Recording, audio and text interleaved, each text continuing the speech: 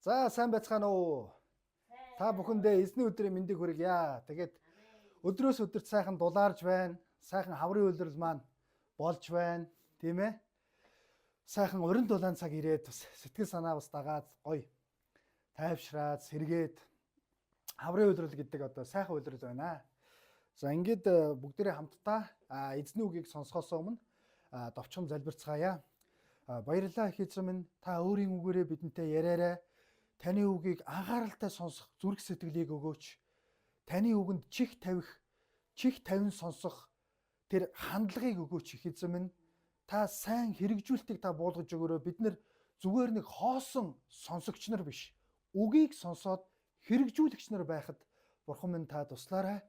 Та өөрөө үгээрээ бидэнтэй яриарай. Их эзэн Есүс Христийн нэрээр гуйн залбирлаа. Амен. За бүгдээрээ нөгөө нэг сая Лютеран семинарт манайхны бас зарим нь суусан байгаа тийм ээ. За Lavra Day гэд хэлэхэд та бүхэн санаж гин үү? Лютеран семинарын энэ үгийг нөгөө Ричард пастор маань энэ үгийг санаарай гэд нэг тайлбарлаж өгч ирсэн те.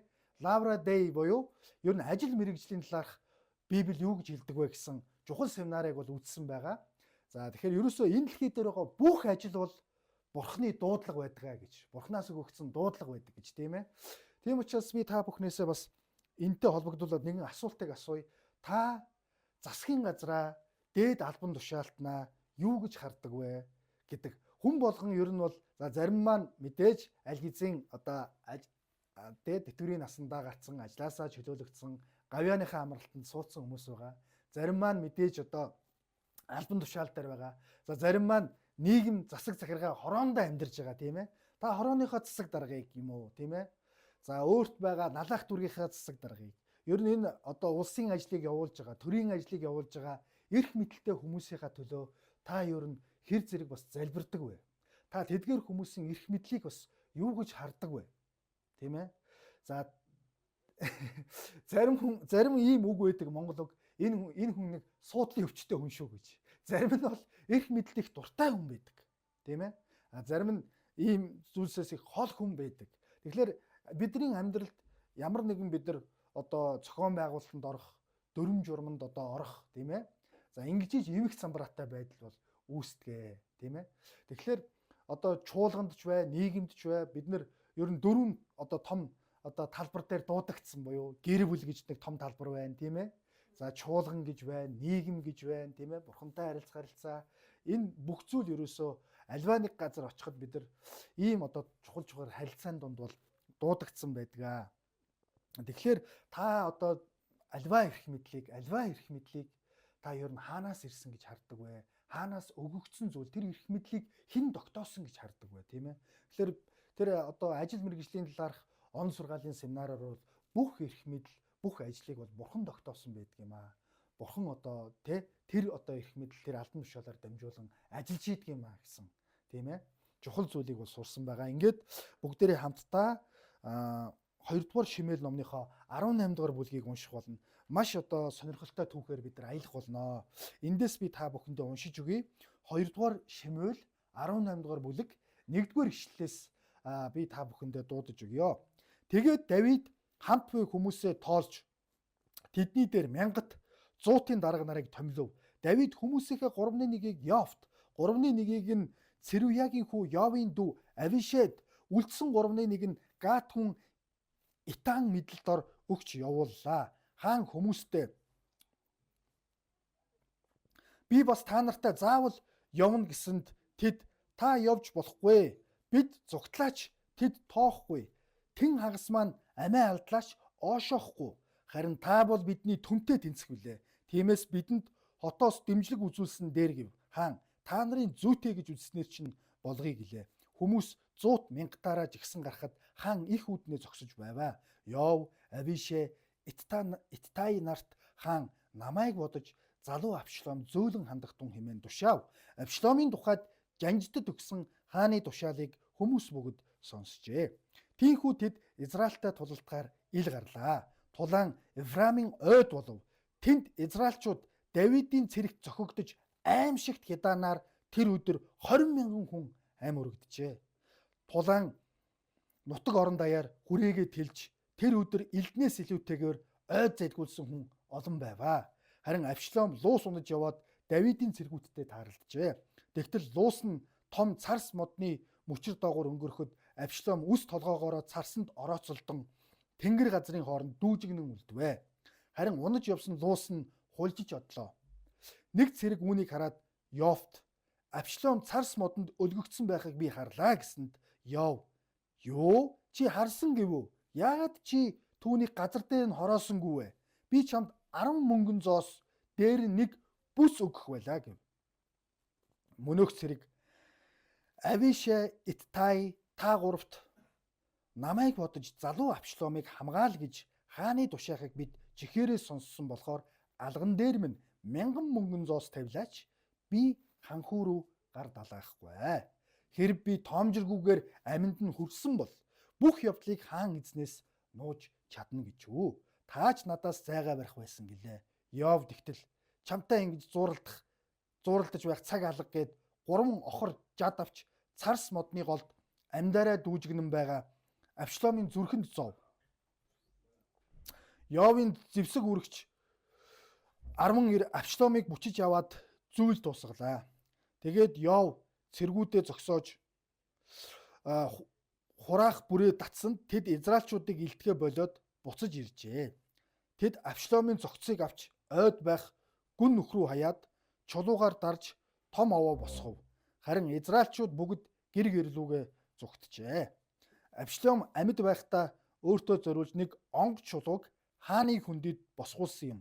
Тэрээр нэрийг минь дуусгах хүү надад заяасангүйгээд мөнөөх онгоц чулууг нэрээрээ нэрлжээ. Тиймээс түүнийг өнөө хүртэл Авшломын хөшөө гэдэг юм аа. Садокийн хүү Ахимаац би гүйж очиод яавэ өөрийг нь дайснуудынх нь гараас аварлаа гэдгийг хаанд дуулгыг ихэд яв. Өнөөдөр мэдээ хүргэх нь чи биш. Өөр өдөр чи мэдээ хүргээрэй. Ханхүү өөд болсон учраас өнөөдөр чи ямар ч мэдээ хүргэх хэрэггүй гэв. Харин Йов нэгэн Күүш хүнд Йов юу харснаа хаанд хэл гэхэд мөнөөх Күүшэр Йовт мөргөөд гүйж одлоо. Тэгтэл Цадокийн хүү Ахимаац дахин Йовт юу болсон ч бай би Күүш хүний араас гүй гэхэд Йов хүү минь мэдээ хүргэлээ гэд хүртэх юм чамд үгүй атал юунд ингэтлээ зүтгэнвэ гэлээ. Ахимаац юутаач би явъя гэсэнд Йов түнд Йов гэлээ. Ахимаац тал дундуур гүйсээр Күүшэрийг гүйцжээ. Хотын 2 их үүдний хооронд Давид сууж байлаа. Харуул хэрмийн их үүдний дээрээс хараа сунган харвал нэг хүн ганцаараа тэднийг чиглэн гүйсээр ирж байв. Мөнөөх харуул энэ тухай хаанд хашгиран хэлсэн Давид хаан ганц хүн ирж байгаа бол мэдээ хүргэхээр ирсэн байхаа гэв. Өнөөх хүн ойртон ирлээ. Гэтэл харуул өөр нэг хүн гүн ирж явааг хараад хаалгачд хараач бас өөр нэг хүн ирж байна гэж хашгирахад хаан тэрч бас мэдээ авчирч байгаа биз гэжээ. Харуул эхний хүний гүүхэн Цадокийн хүү Ахимаацын гүүхтэй адил юм гэхэд хаан тэр сайн хүн сайн л мэдээтэй ирсэн байж таарна гэв. Гэтэл Ахимаац хаанд хандаж амар минь дээ гэж чангаар хэлээд нүрээ газар тултал мөргөж хаан эзний минь эсрэг гар далайгсдыг бидэнд тушаасан таны бурхан яваа магтахдах болтугай гэв. Хаан залуу Авшлом эсэн минь дүү хэмээн асуудал хааны бол намайг Йов илгээж байх үед бөөн үмэн болж байсан. Би харсан ч юу болсныг нь мэдсэнгүй гэж Ахимаац хариулв. Хаан хажуу тийш болоод энэ зогсож бай гэсэнд тэр хажуу тийш болж зогслоо. Тэгтэл Күүшэр ирээд сайн мэдээтэй ирлээ. Хаан эзэн минь яавэ энэ өдөр таны эсрэг босогчдын савраас таныг авралаа гэв. Хаан залуу Авшлом эсэн минь дүү хэмээн асуухад хаан эзний минь дайснууд атгах санаа өвөрлөн таныг эсэргүүцэгч хэн бүхэн тэр залуугийн адил болог гэж Күүшэр хариулв. Хаан ихэд хямарч их үүдний дээрх өрөөнд орж уйлв. Тэрээр Авшлом минь дээ, үр минь, хүү минь, Авшлом минь, чинийхээ оронд би үхэх ёстой байсан юм. Авшлом минь, хүү минь, үр минь хэмээн гашуудан уйлсаар байлаа гэсэн байна. За бид нар маш сонирхолтой одоо түүхээр аялж байгаа. Энэ яасан бэ? Энэний өмнөх одоо үйл явдал дээр Давидын найз одоо Хушай мэрэгэн одоо хамаг одоо амь насаа дэнжигнэн тамин байж найзыгаа одоо зугтаалгахын тулд тийм ээ Авшлом болон одоо Ахитофл нарын одоо төлөвлөгөөнөөс илүү төлөвлөгөө одоо гаргаж хийх хэрэгтэй болсон. За ингээд сонирхолтой нь Ахитофелийн төлөвлөгөөг Абsalом болон Израилийн ахмадууд бол одоо Ахитофелийн зөвлөгөөнөөс Хушайн одоо төлөвлөгөө одоо илүү сайн юм байна гэсэн энэ одоо шийдвэрийг гаргасан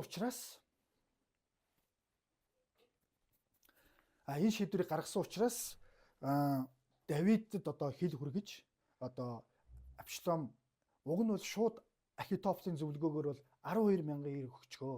Давидыг одоо хээр цүлд байхад нь хэдүүлээ очоод ядарч туйлдсан, эцэс туйлдсан багт нь очоод бол Давидыг алъя гэсэн ийм Ахитофел бол зөвлөгөө өгсөн.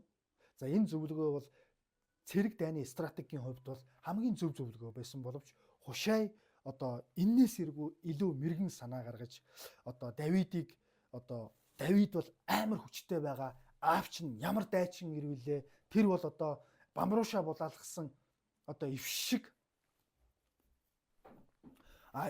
одоо тийм ээ улангассан байгаа. Аавч нь аюултай ил шүү гэсэн энэ одоо нэрийн аав маань маш аюултай штэ гэсэн энэ сэтгэгдлийг бол төрүүлэхийн тулд төрүүлсэн. За ингээд бол одоо Абsalом бол Израиль даяар бол хүмүүсийг цуглуулах ийм одоо хугацаа хэрэгтэй болсон. За ингээд энэ хооронд бол Давид гарч явсан хүмүүстэйгээ Йордан голоо гатлаад за Махиньям буюу одоо Йордан голоос зүүн хойд дээшээ тэр одоо Махиньям гэдэг одоо овг ураг амьдарч исэн тэр газар очиж бол хуаргансан байгаа. За ингээд бол амжилттай хуаргансан. За нэгдүгээр ишлэлийг харах юм бол Давид эн чинь одоо зөвхөн гэр бүлэрээ ч юм нэг 100-аад хүн юм ч юм 200-аад 300-аад хүн яваагүй юм байна гэсэн мэдээллийг бид нар эндээс харж болно. Давид яасан гэхээр хамт байгаа хүмүүсээ тоолсон байгаа. Хамт байгаа. Израилаас энэ чинь гарсан байна шүү дээ. Тэгэхээр Давидтай хамт хичнээн хүн гарсан бай гэхээр тэдний дээр 1000 гэсэн 100-ын дарга нарыг томилсон гэсэн. Нийт хүмүүсээ 3 хуваагаад нэгийг нь Яавт, нэгийг нь Яавын төрсөн дүү Авишад ах トゥ 2, төрсөн ах トゥ 2 одоо Давидын баруун зүүн гар баатрууд жанжингууд. За ингээд Итай хүн буюу Давидыг дагаж гарсан, Израилаас дагаж гарсан Итайн одоо мэдлэлтор ингээд нийт одоо хүмүүсээ бол 3 хэсэг бол хуваарлсан байна. За ингээд Абsalом одоо хуаргандсан байсан. За Абsalомтой одоо дайн хийх нь бол тодорхой болсон байна. За тийм учраас Давид бол энэ би бас та нартай хамт одоо ингээд явъя гэж хэлсэн. Би та нартай хамт явж байлдъя гэж хэлэхэд та бол явж болохгүй. Нэгт тэр цэргүүд бол юу гэж утсан гэхээр аав хүн бол хүүгийнхээ эсрэг нэг тийм сайн байлдаж чадахгүй. Учираас та нар бодлоо бид нар одоо ингээд байж байгаад аав хүү хоёрыг хооронд нь энэ чинь зодтолтуулахд хэцүү үсттэй. Аав хүү хоёрыг хооронд нь та хоёр хоорондоо одоо ингээд тэмцгээд хэлэхэд ер нь хэцүү үсттэй тийм ээ. Тийм учраас аав хүн хүүгээ хайрлна. Хүүгийнхээ эсрэг ер нь одоо ямар нэгэн олигтой юм хийж чадахгүй гэдгийг дайн стратегийн хувьд эн чинь мэдж байгаа баатрууд бол ингэж хэлсэн. Та бол явж болохгүй. Бид зугтлаач тэд тоохгүй. Тэн хагас маань амиа алдлаач оошоохгүй. Харин та бол бидний төмтэй тэнцэх буюу 10,000 хүнтэй тэнцэх хэмжээний чухал хүн юм аа. Та бол хаан хүн юм аа.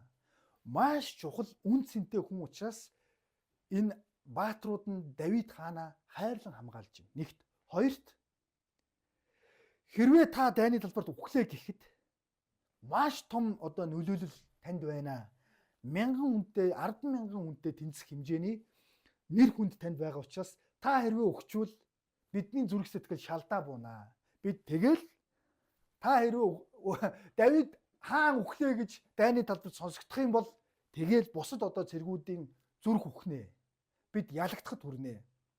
Магадгүй тийм санаагаар хэлсэн баг. Тийм учраас ингэж хэлсэн. Тиймээс та хотоос дэмжлэг үзүүлсэн дээр хоттоо бэжээ. Ямар нэгэн дэмжлэг одоо бидэд хэрэгтэй бол та хотоосоо харин гарч ирээрээ.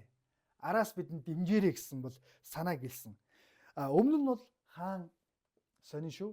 Давид хаан одоо Бичайбагийн нөхөр Урэг одоо алуулахын тулд өөрөө ардаа үлдээд дайнд бол яваагүй тийм ээ.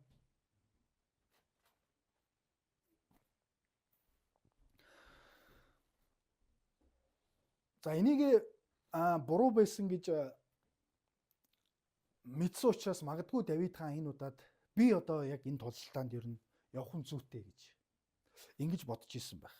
За гэтэл Давид хаан 4-р ишлэгийг харуул за та нарын зүйтэй гэж үзснээр чинь болёо гэлээ. За ингээд хүмүүс 100 мянгатаараа жигсэн гарахад их үүднээ одоо Давид хаан одоо хоцроод тэр Хуаргансан газараа Махиням гэдэг бүр Йордан голоос зүүн хойд хойдолт тийм ээ. Одоо байрлсан. За энэ чинь ингээд тусламж дэмжлэг авсан. Цэрэг маш олон хүмүүс ер нь Давидтай гарсан байгаа үстэй тий. Бараг ингээд харах юм бол 1000-ийн дарга 100-ийн дарга гэд хүмүүсээ 3 хэсэг хуваалсан гэхээр бараг 2-3-аад мянган хүн одоо явж исэн юм шиг тийм ээ. За тэгвэл нэгэн сонирхолтой үгийг бол Давид хаан бол хэлсэн байгаа. Яг өөрийн үндсэн 3 баатар болоод тэнд байсан бүх цэрэгт юу гэж хэлсэн гэхээр 5-р ишлэгийг харуул намайг бодож залуу Авшломд зөөлөн хандаарай гэж хэлсэн. Хөөх юм ямар ч эцэг хүний хувьд хүүхэд нь хүүхдэрээ байгаад нь штэ залуугаараа санагдаад байна. Уг нь бол эн чинь Давид 60 гарцсан. Авшлом бол 30 эдтэй бүр том залуу болцсон байгаа штэ. Гэтэл ямар ч аав хүн тийм ээ намайг бодож залуу Авшлом зөөлөн хандаарай гэдэг чинь битгий алаарай гэсэн үг байхгүй юу? Битгий алаарай амьд үлдээгээрээ гэж өөрийнхөө баатруудад тэнд орхиж байгаа цэргүүдэд бол хэлсэн. За энэ хааны тушаалыг бол бүгд сонссон. Хаан тушаал буулгасан. Хаан тушаал буулгасан. Хаан тушаал буулгахад тэдний албат тушаалыг дагах ёстой. Тушаалыг дагах ёстой. За ингээд 6-р ишлээс харуул Израильтай буюу Авшлом цэрэг арин байгуулад ирж байгаа шүү дээ. Тулалдсан. За Ефраимын ойд болсон буюу том ойд энэ тулаан болсон байна. Магадгүй Давид одоо стратегийн хувьд энэ ойд тулалдах нь тэ Давидын хувьд сайн тал байсан гэж. За энэ ой гэдэг бол ширэнгэн ой. За ан цав ихтэй тийм ээ. Өндөр ан цав нүх ихтэй ийм ой байсан байна. Махинамын ойролцоо тийм ээ. За тэнд 7-р ишлэл Израильчууд Давидын цэрэг зохигдож уг нь бол Давид чинь хөөрхий хээр зүгтж яваа хүмүүс хүн шүү дээ. Харахад харин Авшлом бол Иерусалимаас Давидын хотоос хүчрхэг цэрэг айрам цуглуулад ингээд төлөлдсөн боловч Давидын цэрэгт зохигдож аимшигт хятаанаар 20,000 хүн ам өргөцсөн гэж байгаа шүү дээ. 20,000 хүн. Манай налах дүүргийн бараг тэн агсна гэсэн үг шүү дээ. Налах дүүргээр бодвол яг маш энгийнээр бодвол тийм ээ. Та нар ингэ боддоо манай налах дүү дайн болоод манай налах дүүргийн тэн хагас хүн ер нь дайнд өргөдчихвэл ер нь бидэрт ямар санагдах вэ? Тийм ээ. За ингээд аимшигтай том бол хятаан болсон. За нөгөө хятаан чинь 8-р ишлээс харуул тулаан нутаг орон даяар бүр хүрээгээд хүрээ тэлэгдсэн. Тэр өдөр сонирхолтой элдний ирээс илүүтэйгүр ойд залгиулсан хүн олон байв гэж. За энэ юу гэсэн үг вөхөр тулаан ойд болсон. За ингээд тулаанд ялгадаад ирэхээр Авшломын цэргүүд зүгтсэн байна. Ойгоор дамжиж зүгтсэн. За тэгээд энэ ойд залгиулсан гэдэг бол нэгт намаг шавар шалбааг ихтэй байсан байж болно. Усанд эндсэн байж болно. За эсвэл том нүхэр ангал цав руу хатан хсаан дээрээс унж өгсөн байж болно. За эсвэл намаг ойд ингэж одоо шигдэж зүгтж чадахгүй болох үед нь зүгтж чадахгүй хатан Давидын цэргүүд алсан байж болно гэж эрдэмтэд үзэж байгаа. Ямар тач тэр ой болвол ойд ирсэн элдний ирээс тоогоор илүү байсан сонирхолтой. Сонин шүү. Тийм ээ тэгэхээр ой баг энэ одоо тулааныг ялахад том нөлөө үзүүлсэн ой. Бодож яснаас нь өөр зүйл болсон байна тийм ээ. За 9-р ишлээс харвал харин Авшлом хөөрхий ялагдаадснаа мэдсэн байна. Луус гэдэг бол адуу илжиг хоёрын дундаас гарсан төлийг луус гэдэг юм байна. За луусыг бол хаадууд ундаг байсан байна тухайн үед. За бас ачлаганд хэрэгэлдэг байсан байна. илжиг адуу хоёрын дундаас гарсан төлийг Луус гэдэг юм байна. За Луус унаад Авшлом зугтаж явж байгаад Давидын цэргүүдтэй халз таарсан.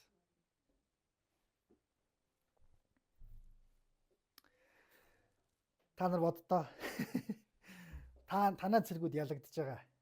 Бид нар зөндөөл кино үздэг. Тэгээд та ингээд амин гарах гад зугтаагаад унаад явж исэн чинь дайсны талын цэргүүдтэй ганцаархнаа таарсан. За тэгтэл Луус нь том царс модны доогуур ороход Авшломын үс толгоогоороо царс модонд орооцолдсон тэнгэр газрын хооронд дүүжгэн үлдвэ гэж. Унс нь Луус нь бол хулжиж оцсон гэж. За Авшлом маш их үстэй хүн байсан. Үсээрээ маш их бахархдаг, үсээ ургуулдаг. Тухайн үед соёл юм байсан байна. Үс сахлаа их ургуулдаг. Аимшигын одоо биднийхэр бол урт үстэй, үс нь гой сайхан үстэй, үсээрээ гайхуулдаг, үсээрээ гангардаг юм ахуй соёл. Яг тэр үс сахлаараа одоо модонд орооцолдож тэнгэр газрын хооронд дүүжгэнсэн гэж. Магадгүй Авшлом дайтаж тулж хагаад илдээ алдсан байж болно. Тийм ээ? Хутгаа алдсан байж болно. Гар шалдан байсан байж болно. Тийм учраас уг нь бол үсээрээ дүүжилсэн үснээсээ зулгаагаад хутга юм уу янз бүрийн мөр үсээ таслаад буух боломжтой шүү дээ. Гэтэл магадгүй Авшлом дайнд дулааж байсан шархацсан байж болно. Тийм ээ? Элдгүү, сэлэмгүү, хутгагүй юу зогтж жагаад орооцолдоод дүүжлэгдсэн байна модноос. За ингээд дүүжлэгдээд байж ах үед нь нэг цэрэг хараад манай талын л гэсэн үг шүү дээ. Нэг цэрэг хараад яв цэргийн жанжинд очиод Авшлом царс модонд өлгөгдсөн байхыг би харлаа гэж хэлсэн. Явж юу чи харсангүй яагаад чи түүний газар дээр нь хороосонгүй вэ гэж. Би чамд 10 мөнгөн зоос дээр нэг бүс өгөх байлаа гэж. За манайхан. Тэгэхээр 10 мөнгөн зоос буюу 10 шикел. За 1 шикел нь 11 грамм мөнгөн зоостой бол тэнцдэг байсан байна. Тэгэхээр 10 мөнгөн зоос хэдэн грамм бай, тийм ээ? За тэгэхээр нэг бүс өгөх байлаа гэж. За тухайн үед одоо ингээл UFC янз бүрийн тулаан болоод байгаа шүү дээ. Тулаанд ингээд манай одоо сүүлийн Монгол тамирчин их юм бэлээ. Нэг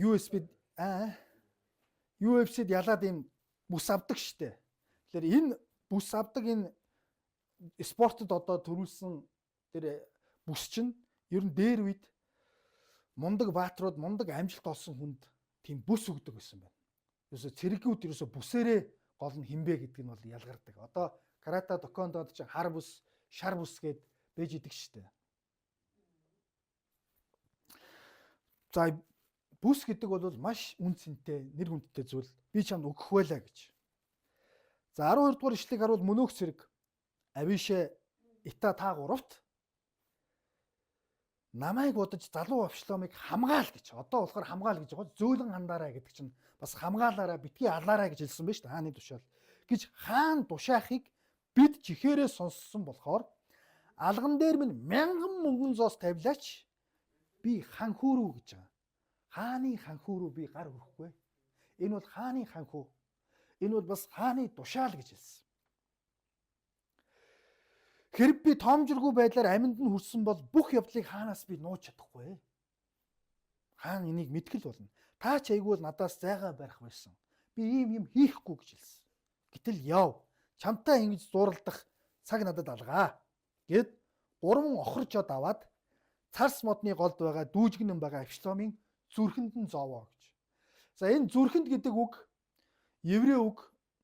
Яг өөрийнхөө еврей утгандаа бол цээжин тус газар гэж байгаа.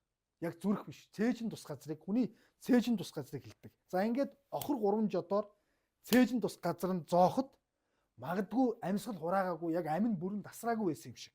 Тийм учраас Йовын зэвсэг үүрэгч 10 ир гэж байгаа шүү дээ. 10 ир. Зэвсэг үүрэгч гэдэг бол тухайн баатар жанжингийн нэг ураг удмаас гаралтай зэвсгийг нь үүрж явдаг хүмүүсийг хэлдэг. Тухайн баатар жанжингийн 10 ир Авшломыг бүчиж яваад зүйл дуусгалаа гэж байгаа шүү дээ. 10 талаас нь гэсэн үг шүү дээ. Нөгөө дүүжгэнсэн байсан Авшломыг чинь. За 16 дугаар ишлээс харвал тэгээд Йов цэргүүдээ зогсоож бүх нөгөө дайны цэргүүдээ хураах бүрээ татсанд Тэд Израильчуудыг илтгэе болоод буцаж ирсэн. Ингээд дайн дуусж штэ тийм ээ. Бүрээ эвэр үлээлсэн. За тэд Авшломын зохицыг авч ойд байх гүн нүх рүү хаяад чулуугаар дарж том овоо босгово гэж. Ханхүү гэдэг утгаар нь ингээд гүн нүх рүү хаяад чулуу овоо босгосон байна. За харин Израильчууд бүгд гэр гэр лүүгээ цогцсон гэж. Нөгөө нэг Авшломын талаас ирсэн, Израилаас ирсэн, Ерүслэмээс ирсэн тийм ээ. Нөгөө цэргүүд чинь гэр гэр лүүгээ цогцсон байна. За Авшлом бол амьд байхдаа өөртөө зориулж нэгэн онг чулууг хааны хөндийд бол босгуулсан байдаг юм байна. Амьд байхдаа. За тэрээр нэрийг минь дуусгах хүү надад заяасангүй гэд мөнөөх онг чулууг нэрээр өөрийнхөө одоо нэрээр нэрлсэн байна. За тиймээс үүнийг өнөөх хүртэл бол Авшломын хөшөө гэж бол нэрлэгдэж явдаг. За хүү надад заяасангүй гэдэг бол яг түүхэн сурвалжаас бол 3 хүүтэй байсан Авшлом. Магадгүй 3 хүн өөрөөс нь өмнө нас барсан баха гэсэн одоо түүхэн их сурвалж байгаа. Тийм учраас өөртөө зориулж бол одоо юм чулуу, онг чулуу бол босгуулж исэн бол байх юм байна. За ингээд дайн дууссан. Давидын тал ялсан. За Цадокийн хүү гэдэг Цадок гэдэг аав нь бол Ерүслэмд дахилж энэ Ахимац ч нөгөө мэдээ хүргэж ирсэн хүн шүү дээ. Хушай мэдээг хүргэж ирсэн мэдээ хүргэгч байхгүй Ахимац чинь. Аав нь бол дахилж хүн. За би гүйччиод Явэ өөрийг нь дайснуудын гараас авралаа гэдгийг хаанд дуулгая гэж хэлсэн. Ахимац юу гэж энэ дайн тулааныг харж исэн гэхээр Ахимац өөрийн ойлголтоор Авшломын энэ дайн тулаан бол аавынхаа эсрэг босч байгаа буруу зүйл юм а гэдгийг бол харж исэн учраас дайснуудын гараас Явэ өөрийг нь авралаа. Бурхан танд ерөөсө туслалаа. 100% энэ бол бурханы тусламж юм а гэдгийг гэж хэлий гэхэд яв өнөөдөр мэдээ хүргэх нь чи биш ээ. Өөр өдөр чи мэдээ хүргээрээ. Ханхүү өөд болсон учраас өнөөдөр чи ямар ч мэдээ хүргэх хэрэггүй гэж хэлсэн. Яг тэгэхээр өөрийнх нь хүү өгчлээ гэдэг энэ мэдээг аавд нь хүргэх гэж байгаа байхгүй юу? Тийм учраас ямар ч эцэг хүнд энэ мэдээ бол гашуун хамгийн одоо энэ дэлхий дээр бараг сонсож болох хамгийн хэцүү мэдээ. Тийм учраас чи хэрвээ өргөхөд Ахимац залуу хүүгүнд бол амьдралыг нь ботсон байна. Чи энэ мэдээ хүргээд хэрэггүй. Чи тэ аюулгүй талаас нь бодоод ягаад гэвэл ханхүү өгчөж байгаа учраас чи энэ мэдээ хүргээд хэрэггүй. Харин Йов нэгэн Куш буюу Этоп тийм ээ хүнийг явуулъя. Тэр хүнээс сонсох нь ер нь хамгийн зөв одоо тий гэж үзсэн байгаа. Энэ мэдээг дуулгахад хамгийн зөв гэж үзсэн байгаа. Тэгээд юу харснаа хаанд хэл гэхэд мөнөөх Кушэр Йовт мөргөөд гүйж одлоо гэж. Одоо Давид бол хотод үлдсэн шүү дээ тийм ээ хотод үлдсэн. За ингээд сонирхолтой Цадокийн хүү Ахимац нөө мэдээ хүргэгч хүн чинь ягаад ч юм одоо тий ажил мэргэжил нь өөрийнх нь үндсэн ажил мэргэжил бол мэдээ хүргэгч тийм ээ. Дахин Йовт юу болсон ч би Куш хүний араасгүй ээ гэхэд Йов хүү минь ээ мэдээ хүргэлээ гэд хүртэх юм чамд юу ч үгүй атал юунд ингэтлээ зүтгээд байгаа юм бэ чи гэж. Тэгэхэд Ахимац юу таач би явъя л гэдэг те. Би энэ мэдээг хүргье гэд ятгаад идэг Йовыг. За тэгээ Йов түнд яв гэсэн. За Ахимац бол тал дундуур гүйсээрээ бол Куширийг гүйцсэн. За 24 дугаар ишлэгийг харуул хотын хоёр их үүдний хооронд гэж. За инглиэр яадгаар хотын яг одоо зах руу гарлаа гэхэд нэг хаалга хоёр хаалга одоо байсан байдаг гэж заримдаа. Хоёр хаалга дамжаад гардаг. Энэ хоёр хаалганы дунд нь Давид одоо өста яасан бол те за дайн болж байгаа. Тэгээд хүүн цэрэг арин босгоод өөрийнх нь одоо араас өөрийнх нь алах гад өөрийнх нь зэргүүдийг алах гэж байгаа ийм том дайн тулаан шийдвэрлэх дайн тулаан болж байгаа. Давидын хувьд ер нь зүрх нь ер нь яаж дэссэн болоо гэж те. Ер нь юу болсон бол гэж холхиол нь хоёр алганыхаа хооронд холхиол чимээ одоо ямар мэдээ ирэх бол яанаа л гэж бодож исэн баг. За ингээд байжсэн чинь харуул дээрээс харж исэн чинь нэг хүн гүйж ирж байна тийм ээ нэг хүн гүйж ирж байна хэлсэн. Ганц хүн ирж ингэж хэлсэн. Мөнөөх хашгиран хэлсэн 24 дугаар ишлээс Харуул хэрмийн их үүдний дээрээс хараа сунган харвал нэг хүн ганцаараа тэднийг чиглэн гүйж ирж байв. Мөнөөх харуул энэ тухайн хаанд хашгиран хэлсэнд Давид хаан ганц хүн ирж байгаа бол мэдээ хүргэхээр ирсэн байхаа гэж хэлсэн тийм ээ. Мэдээ хүргэхээр ирсэн байх гэж. За мөнөөх хүн ойртон ирлээ 25 дугаар шүлгийн төгсгөл. Гэтэл харуул өөр нэг хүн гүйж ирж явааг хаалгачд хэлсэн. Хараач бас нэг өөр хүн ирж байна гэж хаширгад хаан тэр ч бас мэдээ хүргэж ирж байгаа хаа гэж хэлсэн. Явган л гүгээд нь штэ маань нөхдөд те явган унаа дээр. За 27 дугаар ишлэл. Харуул эхний хүний гүүх нь Цадакийн хүү Ахимаацын гүүхтэй адил мэдээ хүргэгч нараа дээдлсэн байгаа шүү дээ. Олон жил хамт амьдэрсэн тийм ээ. Одоо хөдөлгөөн бид нар нэг нэгнийгээ явж байгаагаар алхаагаар нь заримдаа араас нь гараа таньдаг шүү дээ тийм ээ. За энэ Ахимаацын юутай их адилхан байна гэж хэлгээд хаан Ахимаац бол сайн хүн. Тэгэл сайн мэдээтэй ирж таараа гэж тийм ээ. Дотор нь бас жоохон ч ихсэн ингээд нэг тайвшилын очвол гийсэн. Давидын дотор. За ингээд Ахимаац хаанд хандаж амар мэндэ гэж чанга хэлээд нүрээрээ газар тултал хаанд мөргөөд хаан эзний минь эсрэг гэж байгаа. Хаан эзний минь эсрэг гар далаагсдыг бидэнд тушаасан таны бурхан яаваа магтагдах болтугай гэж хэлсэн. Ахимаац энэ дайн дулааныг юу гэж харж ирсэн гэхээр Авшлом бол хаан эзнийхээ эсрэг гар далаасан ийм дайн дулаан ийм цаг үе гэж харж ирсэн.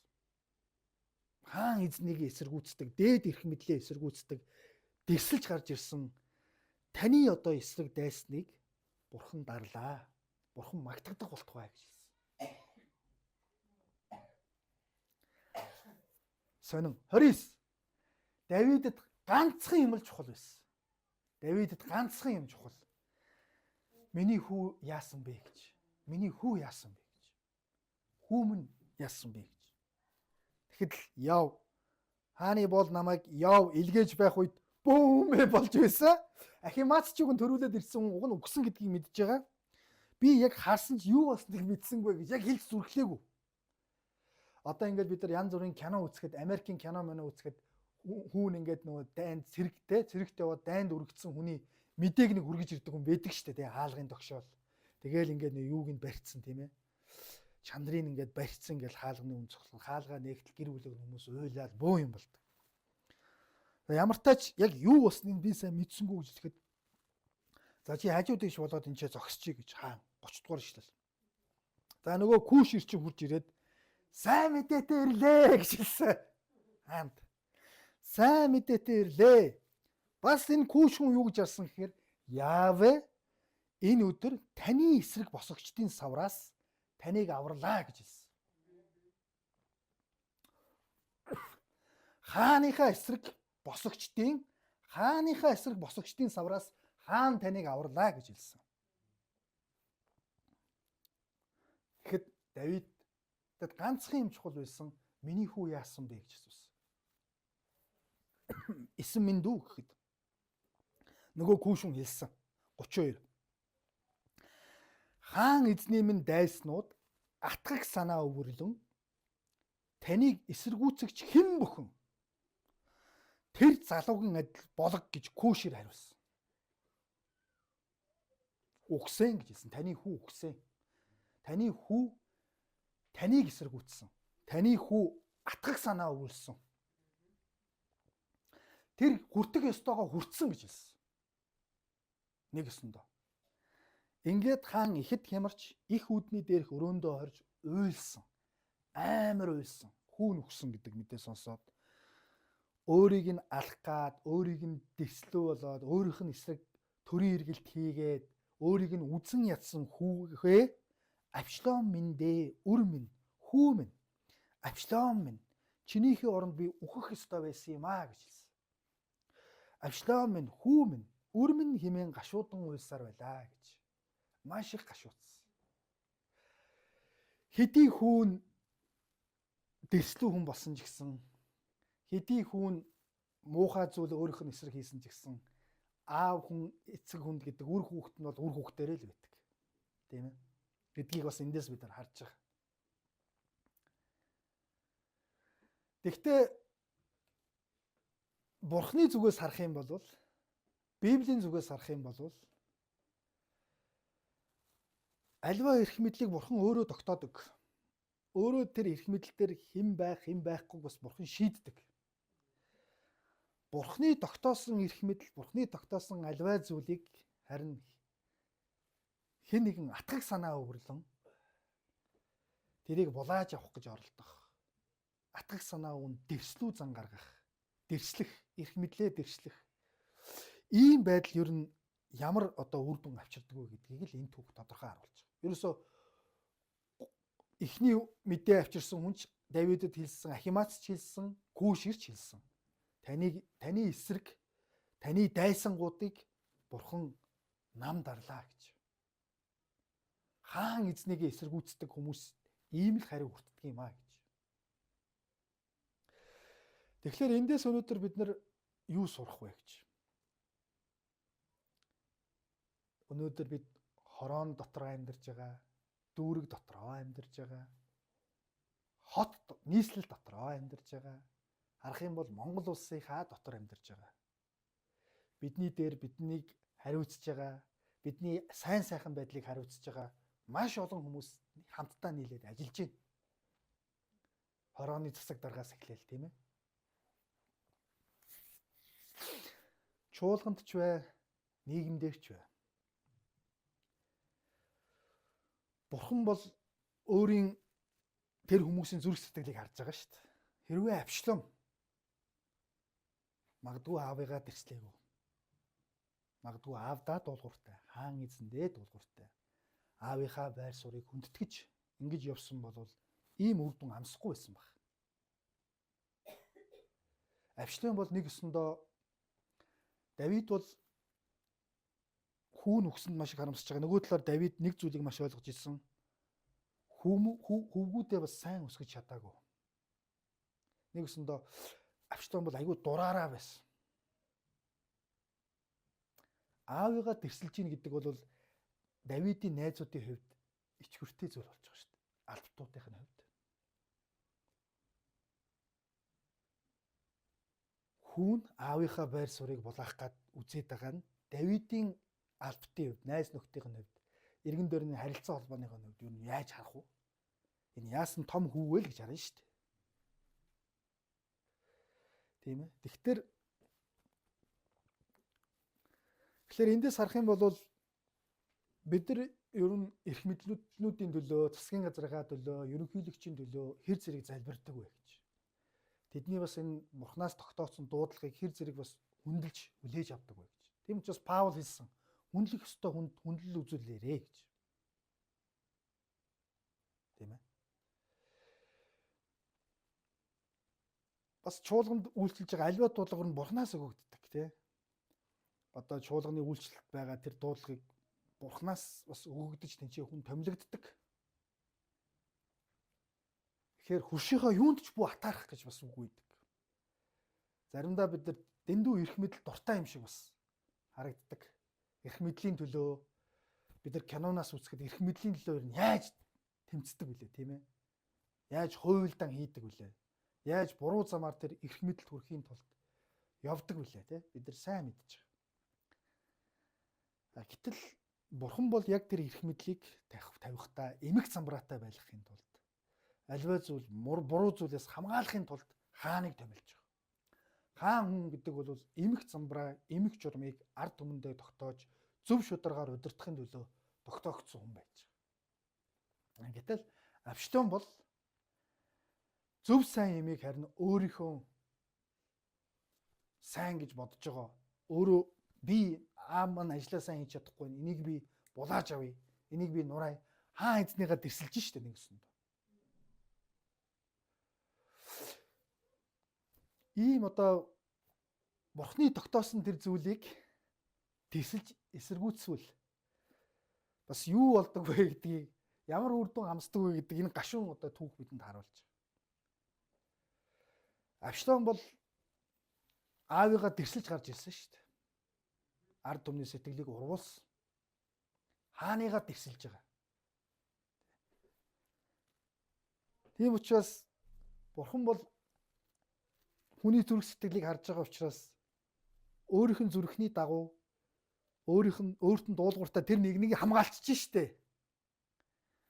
Дайн бол үнэхээр бол яг ясам дээр Авшлом ялахаар байсан. Давид бол цүл туугдаж явж байгаа ойгоор дамжуулаад бурхан залгиулсан. Элднээрэнд үгснээс илүү олон тооны цэргүүд ойд залгиулсан гэж. Гэхдээ энэ хүмүүс бүгд юу гэж хэлсэн гэхээр Яава танд энэ ялалтыг өглөө гэж хэлсэн. Яава таныг дайсны чин гараас авралаа гэсэн. Тэгэхээр бид нар эндээс юу сурах вэ гэхээр зөв шударгаар бидүүлээ явцгаая гэж. Зөв шударгаар явж бурхан бол туйлын шударга учраас шударга бус зүйлийг бурхан угаасаа Библиэр харах юм бол шударга зүйлийг бурхан таалдаг шударга үнийг. Тэгэхээр шударга хүнээ бурхан хамгаалж байна. Өөрийн зүрхний дагуу хүнээ бурхан хамгаалж штэ дайснаас нь. Тэ? Ялалтыг Давидэд өгж байгаа. Гол ялалт бурхан энэний цаана ажиллаж штэ. Тийм үү? Тэгэхээр ингэж бас бид нар цаашдын амьдралаа харах нь их зөв юм аа гэж. Үнэнч байх, шударга байх, бурхны үгийн дагуу амьдрах. Альва дээд эрх мэдлээ хүндэтгэх, хайрлах, дэслэхгүй байх.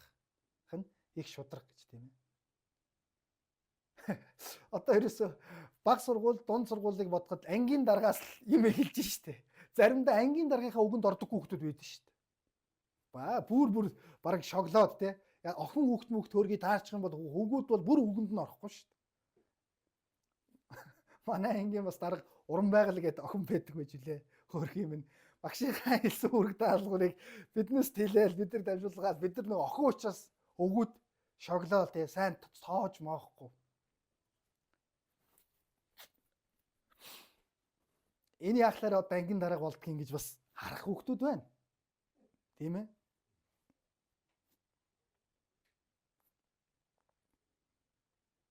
Тэгэхээр бурхан даруй нэгнийг өргөмжилдгөө гэж Библиэд бас хэлсэн байдаг.